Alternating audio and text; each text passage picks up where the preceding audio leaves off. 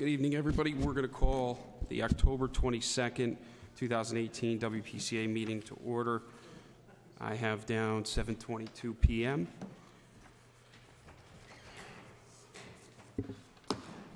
With that, I'll entertain a motion for approval of the prior July 23rd minutes.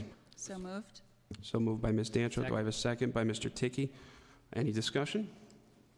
No discussion. All in favor? Aye. Chair votes aye. None opposed. Motion passes unanimously. Moving on to item number 3, report by the town engineer. Mr. Casey.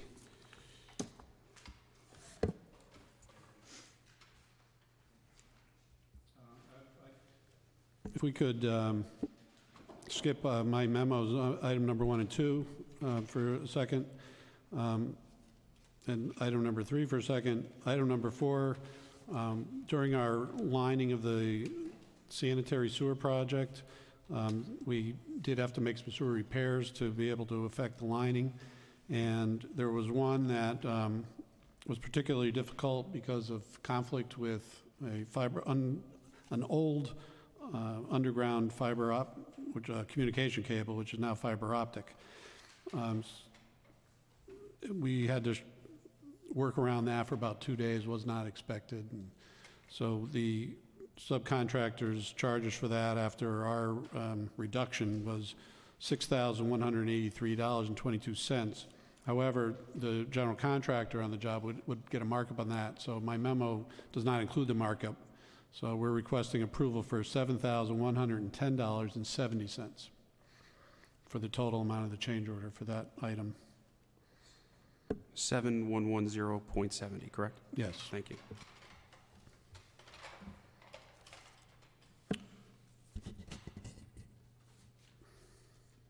Should we discuss? Yeah. Any questions for Mr. Casey regarding that item? Mr. Kent. Scrutinized. I'm just curious of the extent that we scrutinize the $7,000 upcharge. Quite a bit. In fact, this was done last summer, and so it took us a year to fight with the contractor to get them down to what we felt were reasonable. And primarily, we agreed with the time, but we didn't agree with the charges that he was charging for the time. So we used the standard Blue Book rates for the equipment and labor charges, which we really couldn't justify anything more than that. He was asking for quite a bit more than the standard charges. So we feel comfortable with the number.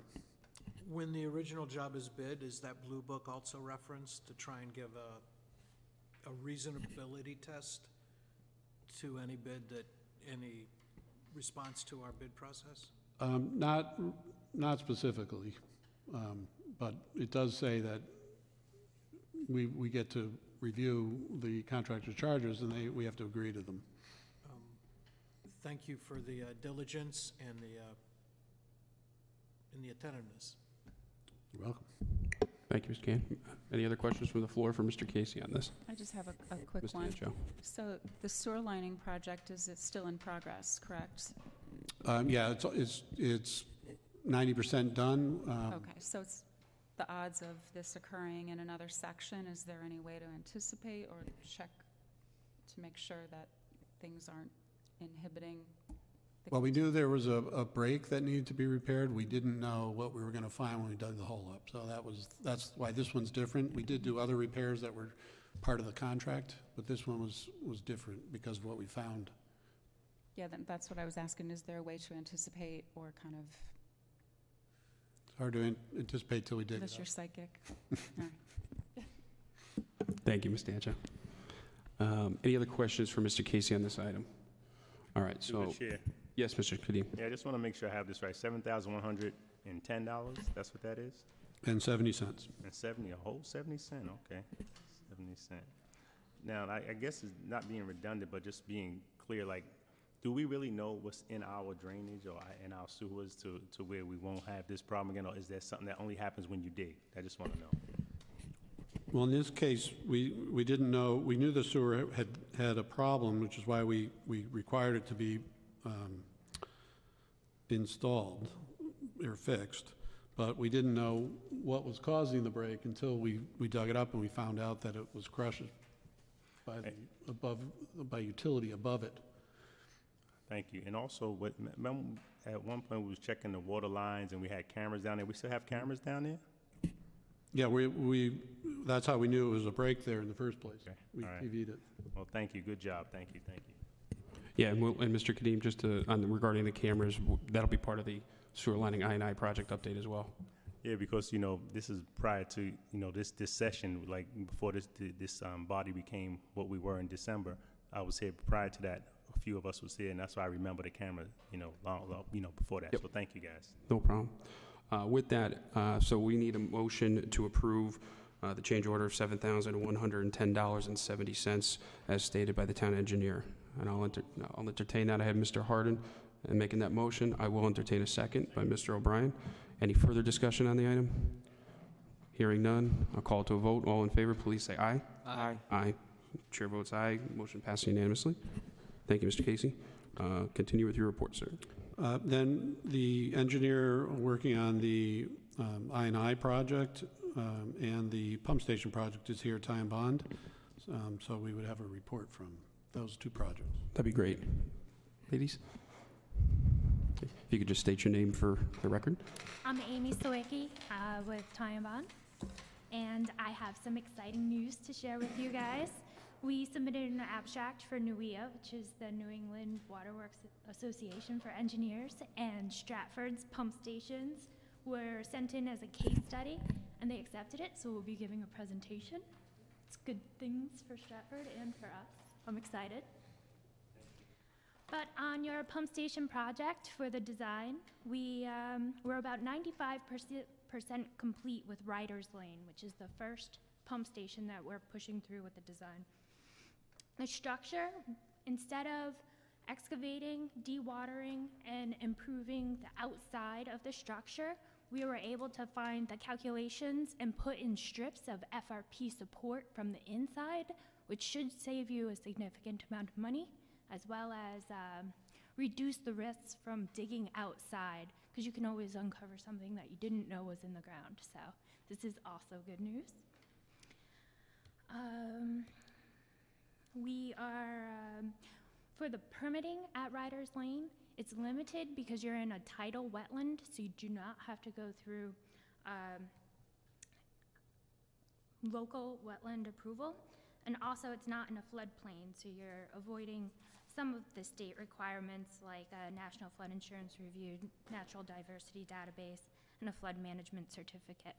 This was separate from the design, so you will not be charged for those services. So John Casey had suggested that. That's what we're going with. And you guys are saving some money there as well. So my second bit of good news, or third, depending on how you're counting, is I had a discussion with Connecticut Deep. I don't know if you remember from our presentations, but we had a $4 million cap for funding on pump station projects. It's a 2% low-interest loan. Across Connecticut, few municipalities have applied for this funding over the past 16 months since it's been in place. So they will consider upping that $4 million budget amount so that you could do more projects at one time, which would allow you to have an economy of scale. You would only have to bring structural people out once. You would only have to bring micropiles out once, so that you would save some money doing more work that's of similar nature. So, good news. But you guys do have a decision to make, because we have about $24 million worth of work that needs to be completed. And how high do you want to go? If you're going for a risk, what you want to do is as much as possible at first. My suggestion from a risk perspective is to do 5 stations plus telemetry and save Ryan's Lane, which is next to your Army engine plant, for a future date, because there's a developer coming in and the elevations could change in that parking lot and some things might occur between now and then. So, with that, it's a lot of information. Questions? Any questions? Mr. Can. Sorry. Were we going to have this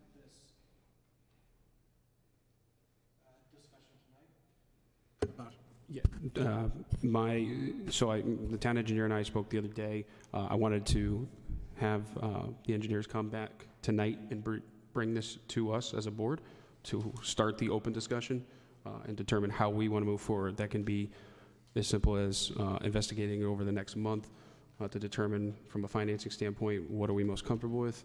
But I wanted to bring it to everybody here to start it tonight in terms of the open discussion, yes. Can we do a question? Great. So this is an open-ended number now. It's not 4 million, but it doesn't have a max per se.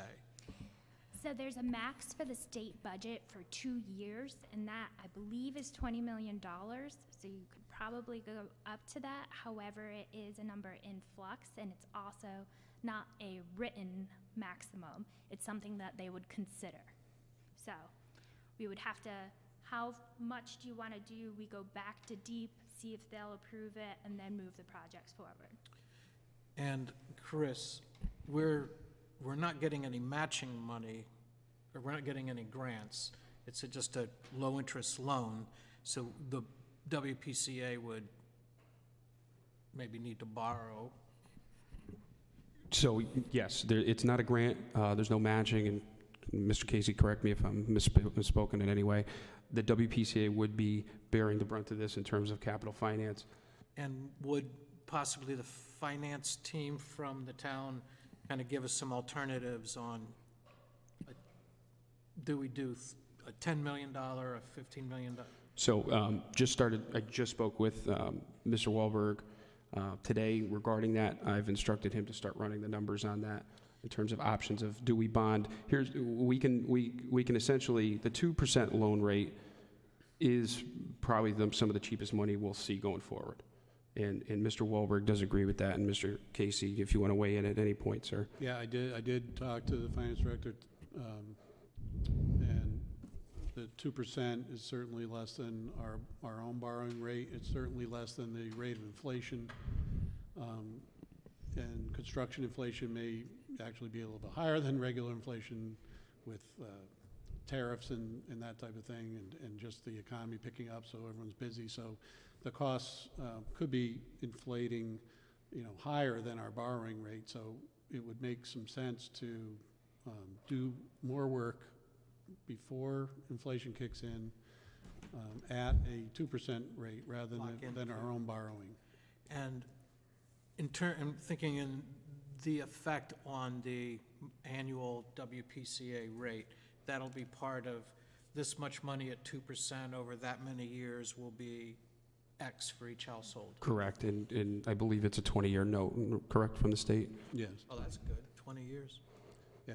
So and we're doing these projects one after another anyway. So by 4 or 5 years from now, anyway, all the costs will be built into the rates. Yes. So you might be escalating a little bit earlier on, but in the end, we're going to all balance out and actually be less of an impact because we'll be doing a project that will be not affected by inflation. We'll have economies of scale of doing more than one at a time. So. And we've already heard tonight a couple of good opportunities, such as the inside work versus the outside work at Riders Lane. So we have a good business partner, if you will. We are trying to save you as much money as possible. Thank you. Celebrate. I would like to add one more thing. There's the financial note to this, but then as equipment goes down, you have aging infrastructure that is aging each day. So the sooner you can get to it, you might be able to avoid some of those immediate costs or emergency costs that could come up. So, Chris, tonight Sure.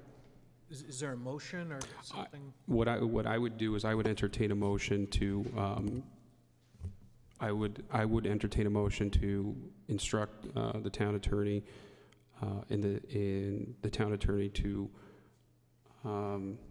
put forth, and I'll be happy to work with him on that, and the finance director, these figures for the board, so that we can come back in the November meeting crystal clear in terms of what that end projection does look like and make a decision. I would ask the board that we make a decision on this in November so that this gives them ample time to go to the state and give them essentially the answer in terms of Stratford. Subjective question? Sure. Does anybody have a feeling on what the maximum increase would, what do we have, $395? $396. $396. $396. Yep. So if there's many reasons to increase the WPCA rate, such as plant maintenance and whatnot, but would we say $30 is a subjective maximum, $40? Or do we just wait and I think we should wait and see, because again, it really comes down to two things. We're moving forward with this project. It's essentially, do we layer it and essentially pay a little bit more in the long run, or do we take a big gulp now and do it? So I'm subjectively, I'd like to wait to see once we discuss the hard numbers with the town finance director. Mr. Kadim? Thank you, Chair. Well, from last session, like I said, this is things we've been talking about and dealing with for a little Yep. while now, and it was already approved. But what I'm trying to understand, and they raised the height. They already raised the water, height in terms of the price that we pay for our sewer line. You're referring to year over year? Yeah. We kept the rates the same. No, I'm saying from 2 years ago to now. What I'm saying, it went from 80, it was 370 something or 380 something, and then it went a little higher. All I know is from when we started all working together this past year, we retained the same rate as it was last year with the previous council. And prior to So that, prior to it that, was I don't raised. know. Yeah, it was raised. So I'm saying that to say how much. I hear you're talking about raising it, and I'll get back to that in a moment. It's more about what is the necessity, like what pumps need to be done first. Had that assessment already been made, Mr. Casey? Yes, if we don't do it all at once, we have a plan for implementing it with the highest priorities first.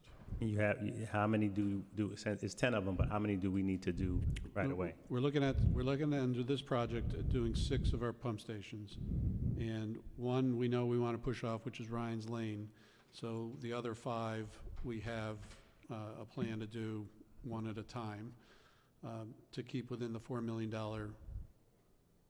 What we thought was $4 million restriction on how much funds available each year. Remember, 3 years ago, we were talking about doing them all as one project.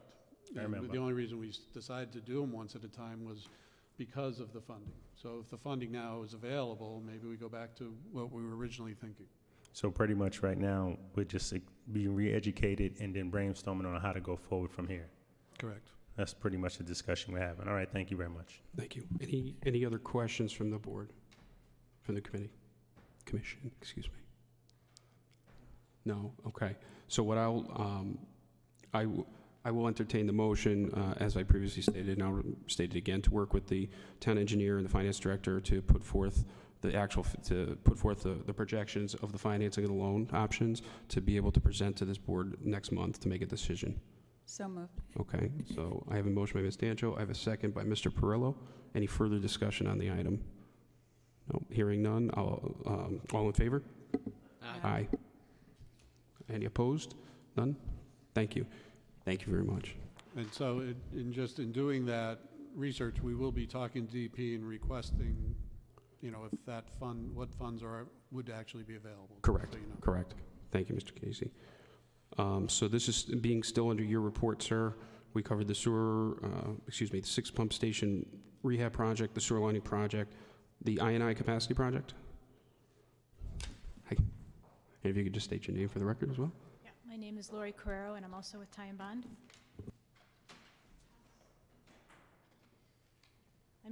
I'm here to give you an update as to where we stand with the sewer project, which has largely consisted of a bunch of field investigations over the past 8-9 months. So there's a summary coming around that kind of shows a written status of where we stand, and there's also some pictures as to what we're finding in your system. So the first phase of field work that was performed was flow isolation work, and that was done in the spring. The goal of that work was in areas of high infiltration to try to put weirs in the sewer pipes where we thought infiltration existed and see if we could find the clear water. It was done in the middle of the night looking for infiltration. We were not as successful finding that as we had hoped, and there was actually only about 6,000 feet of sewers that were found to have clear water flowing during the nighttime hours, which was very surprising. We didn't expect that at all. That said, we moved on to the next phase of work. The first, that was TV inspection in areas where we did find infiltration, and then also areas based on John Casey's history and Tom and Hyde's and Tom Bazell's knowledge of the system where we thought there could be problems in the system. So that was about 100,000 feet of TV inspection work. That is still ongoing. They've done about 100,000 feet out of, 90,000 feet out of 100,000 in our original scope. They're hoping to finish within the next 2 weeks. We've started going through the data, and we hopefully will have finished our review by the end of the year. So we don't have too much to report on that. But the third phase of the field work that we think is the most successful is the smoke testing work, and that's in areas of high inflow. And it essentially consists of throwing smoke bombs down into the sewer and then seeing where the smoke comes out. And the goal of that is to find connections that are going into the sewer that shouldn't be, such as catch basins or roof leaders or downspouts or driveway drains. And we did find quite a number of sources. To date, going through the data, we found 12 catch basins, 31 roof leaders, 20 cleanouts, and 2 driveway drains, one of which is from a commercial parking lot. So all of those areas have the potential to contribute a great deal of amount of flow into your sewer system during a rain event. So we're in the process of going through and analyzing the data to see how much flow could theoretically be coming through each of those connections. And you'll see in the packet, I've attached photographs of what these types of connections look like. So the first page documents the commercial parking lot that we found. You could see the smoke coming out of the catch basin, and then the top photo is there's a metal plate over what we think was a catch basin, and that was a fairly large size parking lot. So during a rain event, that could be a large amount of flow coming into your system. The bottom photo on that page is an example of a broken cleanout, which, I don't know, are you familiar with what a cleanout is? It's the access way to a sewer lateral pipe. So if your lateral backs up, that's where a roto-rooter would go in and try to undo your clog.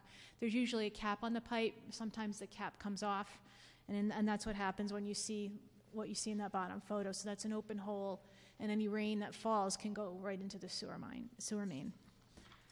On the next page, we see 2 examples of private property connections. The top photo is somebody's downspout coming right from their roof, going into the ground and connecting to their sewer lateral, because you can see the smoke coming up in between the pipe. And then the bottom photo is somebody's driveway. They had actually was a hole in their driveway, and the smoke was coming up through the hole. So all the water that normally would come down their driveway is getting into the sewer at that location. So those are good positive sources of excess flow that, assuming we can get them corrected, that can remove a significant amount of flow from your sewer system. There's... Excuse me. If I can interrupt you for 1 second and direct a question just to the town attorney, to the town engineer. These are, from the pictures are pretty detailed in terms of both commercial and residential property. What actions and steps are we taking to reach out to the homeowners and the property owners to correct the problem? Because especially that commercial parking lot one is a large issue. Yeah, that particular one, we have contacted the owner, and we will be looking to see if they will voluntarily correct the problem. We've found another one where we had some catch basin smoke coming out of a catch basin in the street, so we're looking at that one. But we haven't seen them all yet, so once the final review is done, we'll get a list of everybody, and we'll contact everybody. We're going to contact everybody depending on what their situation is. If they have a gutter smoke, then we'll ask them to remove the gutter, and we'll go out and inspect it once it's been removed. And if they don't remove it, then we'll be going to some other level, which we probably want to discuss what we do after that. Thank you. Thank you. I tried to ask your attorney to stay. I'm like, we're going to have questions for you. He left.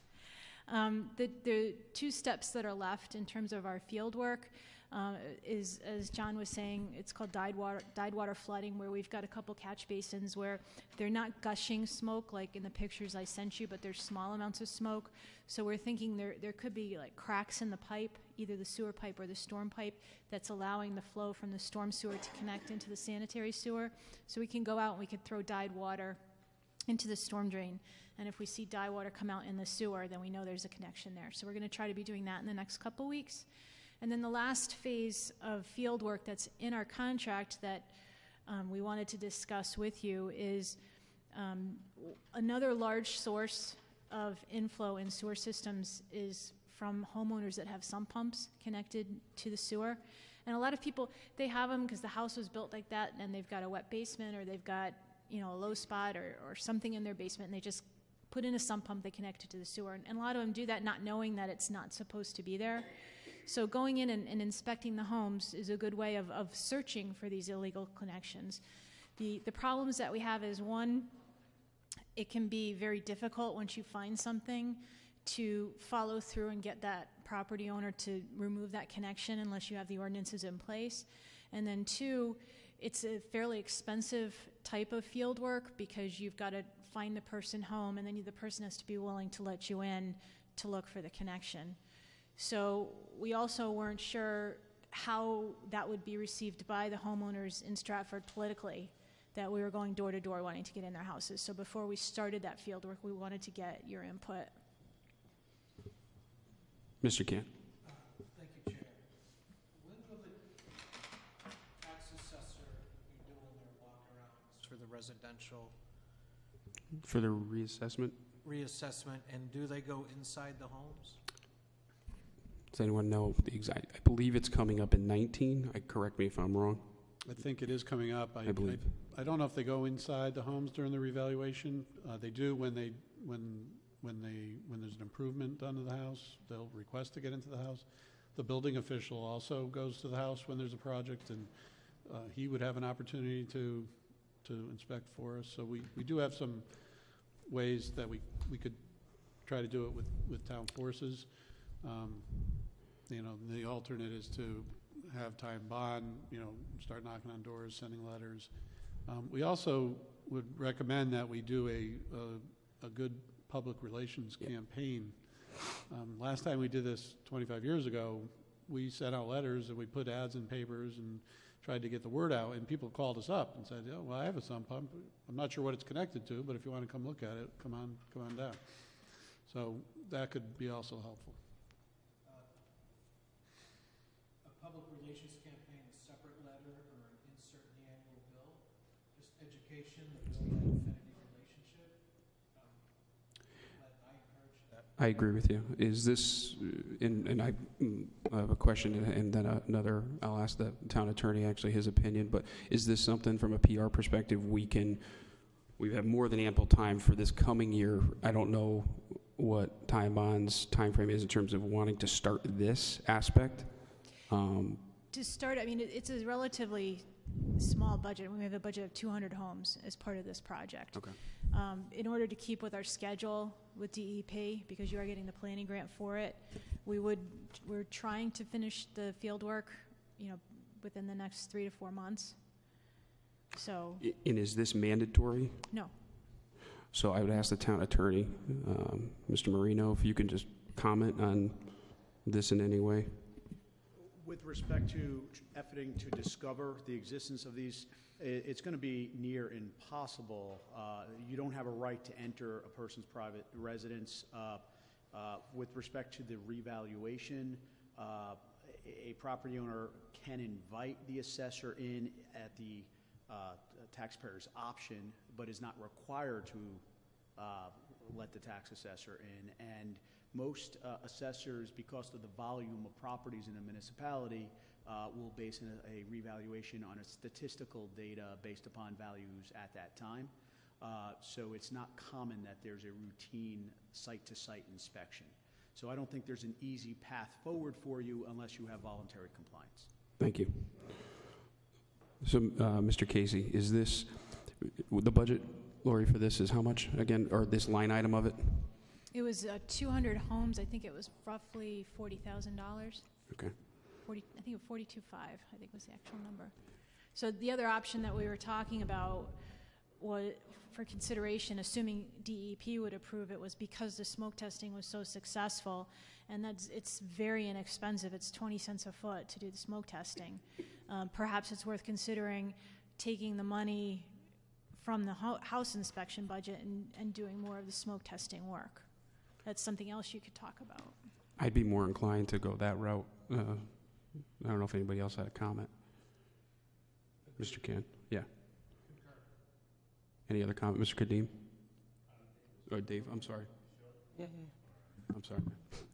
So, in terms of that part of it, in terms of the field testing that you did and the success of having whatever parts that were coming out, the solution for those fixes, are they already worked out, or that's something you're still in the planning stage? Well, the solution from our point of view would be if a homeowner has the downspout connected into the lateral, you tell them they need to take it out. You know, again, we look to the attorney to say, okay, if they say no, then it's okay. What do you have in your ordinance to back you up to encourage that homeowner to do that and make that disconnection? I understand that, but I'm also speaking about the pictures that's in the breakdown. Have you reached out to those people to correct or fix, or anything needs to be done to those? Because you said one of them was illegal, coming out of a house up by the fence in the grass. I saw that one. No, we haven't reached out to them yet. We literally got these pictures last week, and we're still waiting to get the full set of reports. And they actually have one more section to do. They've been jumping through all sorts of hoops trying to get the last line that goes through Sikorsky's property done. So once that's hoping to be next Sunday. They're making them do it on a weekend. So once Sikorsky lines is finished, then they'll submit their final reports, and then we'll put our report together. But I think John's trying to be proactive in removing what you can right away. Yeah, and I'll just comment, Wally, John did mention before that they had already reached out to the commercial property, and so that I have full faith is underway.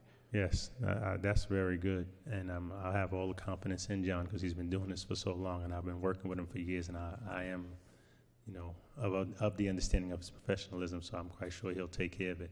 But once again, like when you showed the pictures of the personal homes, like the lawyer said, we're not allowed to go into their house without permission. I mean, they have to have some kind of plan if it's really affecting them and also the town. Something have to be worked out in a pleasant way. I mean, I don't want to bombard nobody's home, but it's important if it's really that serious to have something in place. Yeah, possibly. and I'll just comment to that, regarding any of the residential homeowners or the commercial landowners on this list that we find from the smoke testing are going to get a very, very nice letter saying, hey, we found this on your property. We're looking forward to working with you to correct it. Please call us with any questions of how to. It's going to be a very open-ended, good mutual process of getting it corrected. And hopefully in the letter it states that it must be fixed or must be corrected, and it's important, and for whatever happens after that. But I think the wording should also let them know that this is not an option. This is necessary. Yep. That's just my overview, because that's what it sounds like. Am I correct or no? No, absolutely. That's we would be put a letter together that isn't going to turn somebody off right off the bat, but we are going to cite the ordinance that says, this is not, allowed, and you need to do something. Call us right away. As soon as they can call us, then we can chat it up and go out and look at their house. Usually, and last time we did it, we got quite a few of them removed. It sounded like it was a successful campaign back then, and but like I said, this is very serious. It's not a game, so they need to kind of understand that in a gentle way. That it's important to get done. Am I correct? I just want to make sure, because if somebody start calling my house, Wally, I know you was at the meeting, and what do they want and all that. I want to understand, so when I convey it to them, we can send you kind of a model letter, so you can see what we're going to send out to everybody. That's okay, but what I'm saying is highly necessary. I just want to make sure that I know that.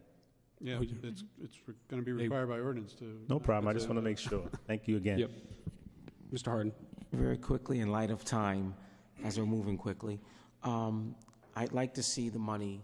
I think you said that, be more positive to move the money towards smoke testing than to actually go door to door to inspect the residencies. But my expectations are that with the, the campaign, the positive campaign, that, there are some residents that will do due diligence and come forward if in fact they do have these pumps that are going into the sewer system.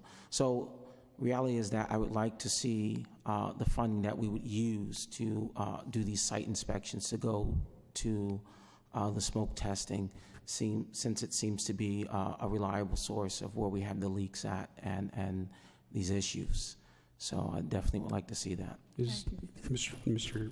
Harden, would you like to make a motion for that? I would definitely like to make a motion to advocate the funding for the smoke testing to move forward. It just have to be predicated that DEP says it's okay. Correct. Which Okay, we'll and ask. we'll put that. Based on the exception of DEP. And do I have a second to Mr. Harden's motion? Mr. O'Brien seconded. Any further discussion on that motion? Okay, just two other questions. When you say Sikorsky property, Is it, one second, Bill, I'll come back to, is it just on this exact motion? Okay, so hearing no other questions on this motion, I'll call to a vote. All in favor? Aye. Okay, none opposed. Your motion passed unanimously. Mr. O'Brien. on the Sikorsky property, you're talking about the plant, not the airport. Correct. And then on the smoke testing, I was told the fire department received a number of calls. And how are we notifying residents? Is it Actually, the contractor did a really Yeah. good job of notifying everybody. They put mailers at everybody's house Yep. 2 or 3 days I got one. before, saying when the work was going to be done. And they had the fire department's number, they had John Casey's number, they had our number. And Dave Sesh, who was the guy in our office, said he received quite a few calls. I mean, but they just were curious and wanted to know what was going on. But I think they did a really good job of making sure everybody was in the loop with what was going on. Absolutely. Yeah. And I'd like to second that. I got one on my own residence, and I was very happy with it. So, okay. Any Through the other? chair. Yes. I just wanted to Mr. say that the way that it was handled was properly done, I have to say, because I got one as well. So that was done very professionally, and you guys did a great job. Thank you. I agree. Any other questions regarding the sewer capacity project? No. Thank you. Okay, Thank you, thanks. Laura. And now, Mr. Casey, regarding last time on your report was the item number 3. I know we skipped around a little bit regarding the update on the Shelton, and I'd like to just call Attorney Marino to this, not to the stand, to the podium. If you could just give us an update, Mr. Marino. Yes, certainly. I've been discussing this matter with Attorney Knott. I think part of the delay is caused partially by the developer's timing of need, because no one, from a developer standpoint, no one wants to become obligated to make any payments until they absolutely have to. But one issue that Attorney Knott raised to me, which was originally Attorney Knott thought was going to be a non-issue, was the request that I made that the developer fund the $25,000 for the pump station upgrade that is necessary. The developer has questioned why he should fund this project when it may be an upgrade that's going to benefit more than just his project. I explained for the moment that to the extent that the upgrade was necessary, the timing of it was a result of his project, and so but for that timing, we would not be incurring the expense. So this may be a moment that I may want to have a conversation with you at a future meeting in an executive session to get feedback. I do not want to engage in that in public, but I did want to alert you to it.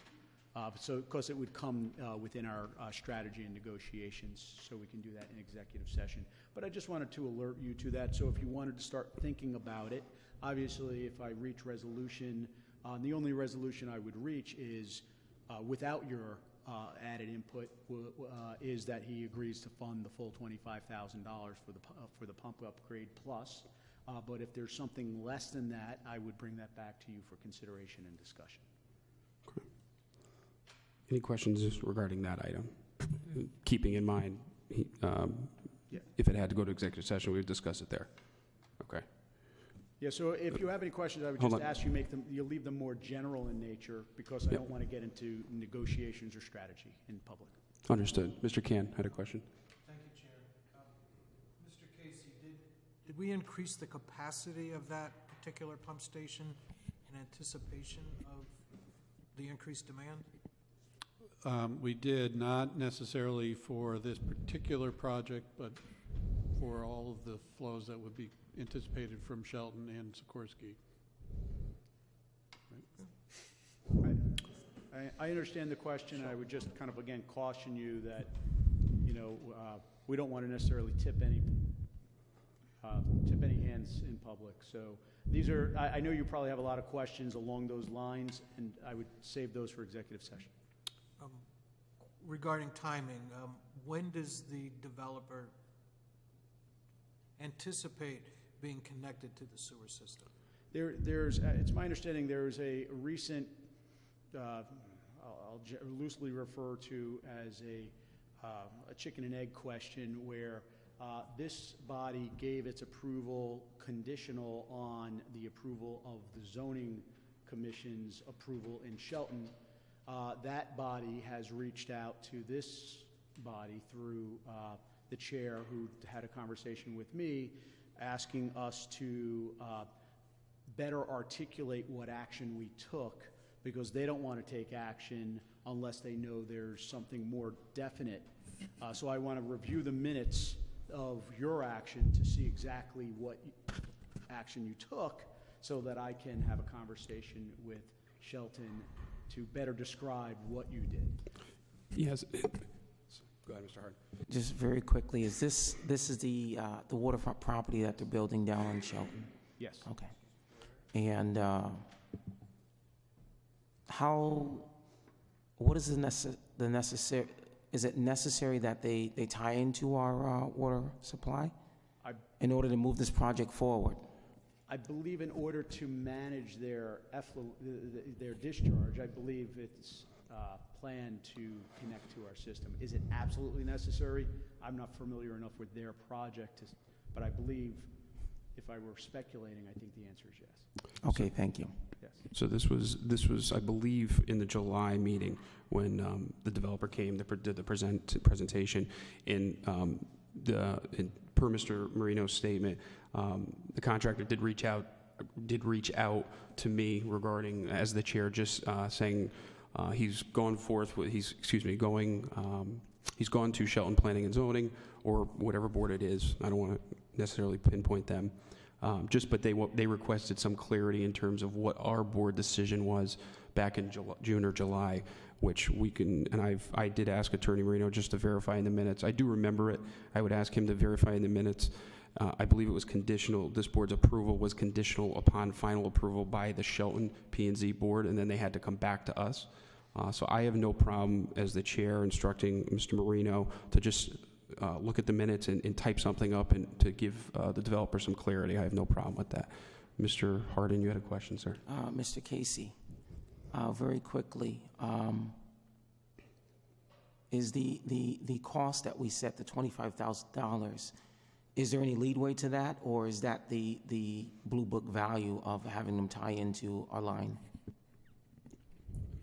That cost was for the upgrade of the pumps from what we were originally planning on installing there. So that's an estimate from the engineer based on their discussion with the pump manufacturer. And if we had some upgrade done, and if they tied into our line at the upgrade that we have currently, what would be the cause and effect to that? If there was no upgrade for the $25,000 or whatever. If we didn't spend, if no money was spent on that pump, essentially is what you're asking. So as I said, that the pump sizing is for all of the future Shelton flows that's anticipated, and as well as Sikorsky. So the question was specific to this development flow. How was that affecting the pump? So it increases the wiring, the pump motor, and I don't remember if it was part of the generator or not, but I can check my notes on that. But there is equipment that's impacted for that incremental cost. If you didn't upgrade that, you would lose future capacity that we predict would happen in Stratford and other open areas. That's all I wanted to hear. Thank you. Any other questions for Mr. Marino? Yeah, just to be clear, I know Dave already asked this question, but which development where's this going at again? This is, I don't know, have the address off the top of my head, but it's in the waterfront in Shelton. It was a... Oh, it's in Shelton, waterfront. The property is in Shelton. It's on River Road, about approximately a quarter of a mile over the Stratford Shelton line on River Road. Okay, all right. Any other questions? Just to get into just a little more, because I know we had a discussion about this quite a few times, Brother Casey, about all these new development we have going on Main Street, we have one on Lordship, we have all these, and all of my concern is always, can we handle the capacity? It keeps coming, I don't know why we keep getting development, but I guess that's part of what progress, what they call progress these days. So long as our water treatment plant can handle all of these hundreds of apartments or condos or riverfront places, are we in any jeopardy? Are we all right? We did evaluate that specific to this approval as well. So we were saying that the capacity that we have in the town system is sufficient. It was just this pump that needed to be upgraded. And are we at some point where we have to stop developers from developing and tying into the line? Are we at that place yet, or will we be there soon? We're anticipating that our system does not need to restrict development at this time. It all depends on, if the development is in accordance with our predicted growth.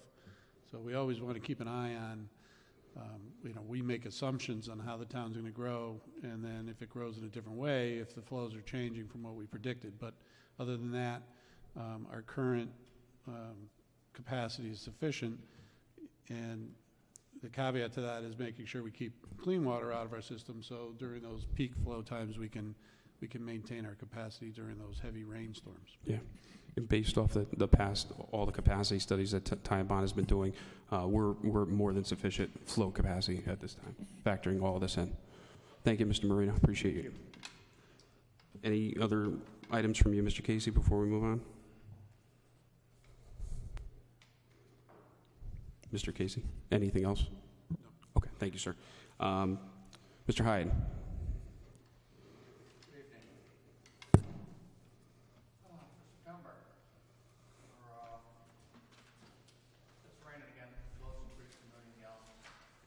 Average water temperature starting to drop.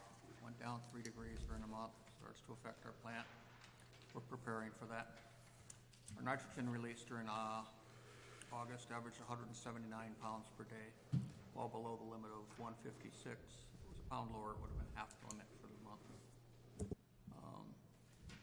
We're still researching the causes of some of our biological upsets because we're still likely to exceed our annual limit on nitrogen. We're not alone in that. Typically, there's 79 plants in the program. Typically around 38 of them are in the paying mode. This year it appears that around 50 of them will be.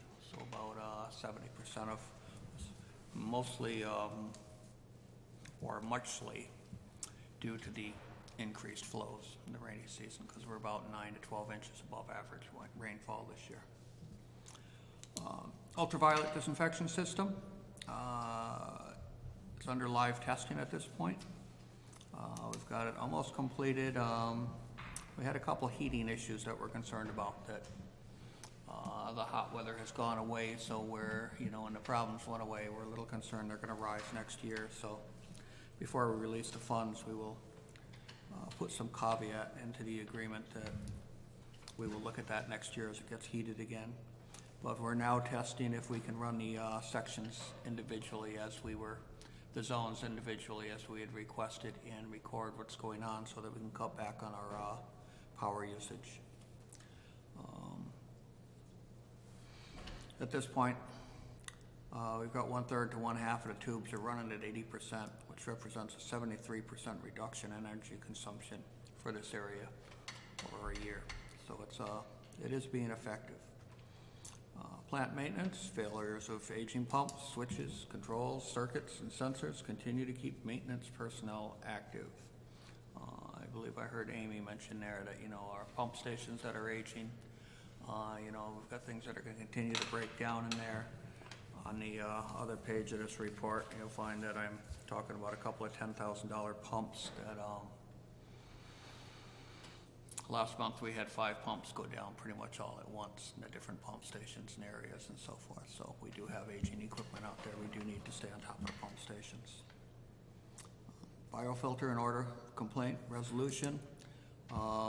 We had agreed to have air quality testing done. That was taken care of last week. They're working on the report right now. I've got a couple more drawings that I need to get together for them. We'll be getting the results on that in the not too distant future. Overall, we're not in bad condition there. Biological process and collection systems.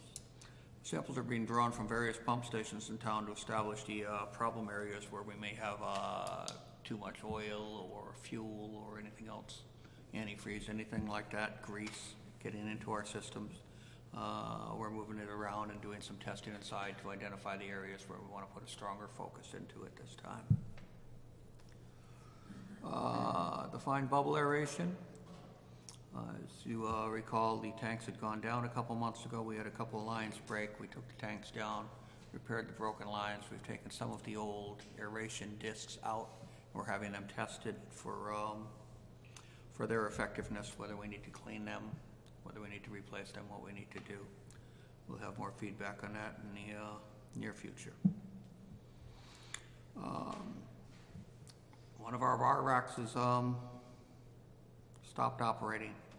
Got parts on order for that. It's a pretty sizable repair, but within the budget for this year. The West Wash Press, this is at the Headworks again. It's where we collect the rags and so forth to the head. At the Headworks, has completely stopped working at this point.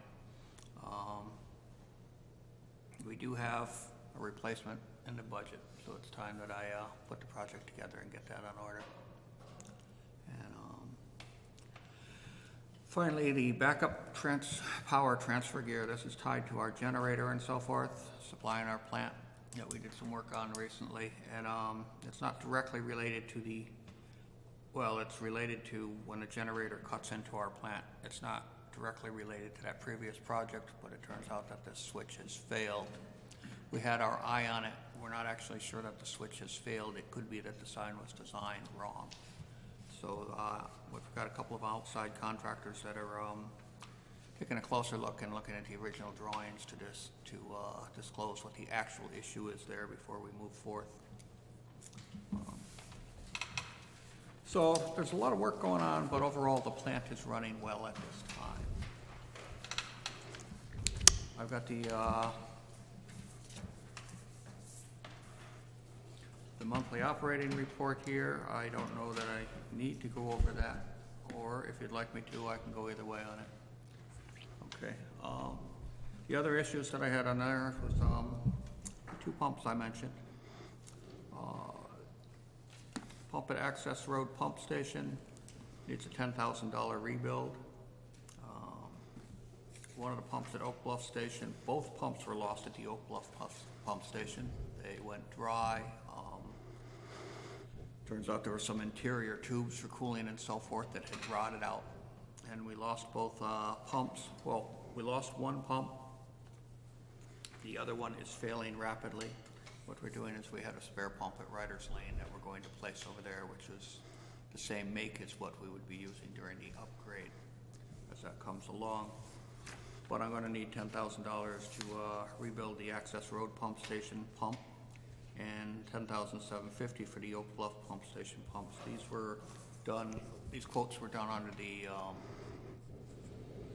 bid sheet for our pump repair group. So that's in line, and I believe I have those funds available at this time.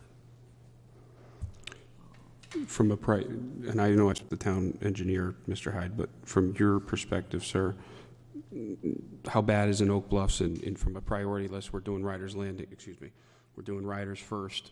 Would you put Oak Bluff number 2 and number 3, just regarding it, 2 pump failures? Off the top of my head, because I've got a lot of things going on, I wouldn't put it in order. Okay. We have all sat down and reviewed it, and we're doing it in the correct order. Okay. Well, I trust your guys' judgment on that then. Any questions for Mr. Hyde? All right, I got a couple over here. Dave, I thought I'll give you first and then Greg. So I know the last time we spoke and at the last meeting, it seems like, the plant was in okay, a poor condition. So where are we today? Is it still in poor condition, or with these upgrades and this money that we've advocated for it? I mean, every time we have a meeting, it seems like something's failing. And, you know, are there maintenance reports? I know you give us your report, your monthly report, but are there maintenance reports on the equipment that we have and how much it's being tested? And, you know, so we can be proactive on it. I mean, it seems like every time we turn around, you know, something's failing over there. And I don't want to put that on your shoulder, because I know you were given this plant in a failing condition, and you've done really well putting it together. So what position is the pump station in at this time? The pump station or the plant? The plant. It's improving. That's a political answer. Every time that I say we've almost got it under control, something else a happens. variety of things break. It's Okay. not one thing. It's always a serious. However, relative to where we were a year and a half, 2 years ago, the plant has come a long ways. If you talk to any of the operators that are within it, they can see it clearly. Is it near done? It's 10 years after a $50 million upgrade. A lot of that stuff is worn. A lot of that stuff wasn't upgraded during that 50-year. Maintaining the facility will be a full-time job for the rest of its career. The big hitters, you know, that generator's been sitting out there. The electric, the sub panels and so forth have been sitting out there for 10 years. At 10 years, you throw your car away. At 10 years, we're going to rebuild the plant. And probably at 12 years, we'll still be rebuilding that plant. Probably at 14, we'll be rebuilding that plant. And I think it's going to be the status quo. We did not have a large maintenance budget. It's something that I'm going to be working on. It's something I've been working on constantly, and I've got a little stack of papers of things that I need to do that hopefully during the month of November and getting prepared for December, that I'm going to start laying out a better budget as to exactly where it's going to start becoming predictable what we need to do. But yes, there are regularly some new things to do there. Okay. We do not rest. Thank you so much for all your hard work. Mr. Kim. Thank you. Hi, Tom. I have just a few questions. I'd like to go with Mr. Harden's point. When we did the budget for WPCA, we added more money for plant and maintenance, and we tried to anticipate some items such as the wash press. We're halfway through the year, almost. Did we do a good job estimating what resources would be required? Like, are we on budget? I could have done better. Well, I don't know. No, I couldn't have done better, but it could have done better. We're still working on it diligently. You know, we had a couple of things like that biofilter, you know, $40,000 for chips and $15,000 for repairs right off the bat. You know, day one, that wasn't in the budget. So it's going to be tight. It's going to be a little bit challenging. I will probably be a little bit over, and We're going to learn together. that each year I will improve upon that. We'll learn hopefully together. dramatically. I try to find opportunities where you make an investment that saves you money. Maybe like solar costs a lot of money up front, but it'll save you money. The ultraviolet system was necessary regardless. Is there what I'll call an ROI? If it cost, I forget. The savings in energy, does it substantially offset the cost of the system itself, or is it just a small benefit? The savings is almost an unforeseen benefit. It was done strictly because it was worn out, unmaintained, and not performing properly. So the real savings isn't a savings. It should have been operating properly to begin with. Okay. One last question, please. Nitrogen credits. I heard, it's in my memory, that Stratford used to build up nitrogen credits that it could sell and generate income for the WPCA. Was that true? And are we saying now that we're not earning credits, but we're basically at risk of needing credits? Correct. We were selling credits historically. They've been reducing over the last couple of years.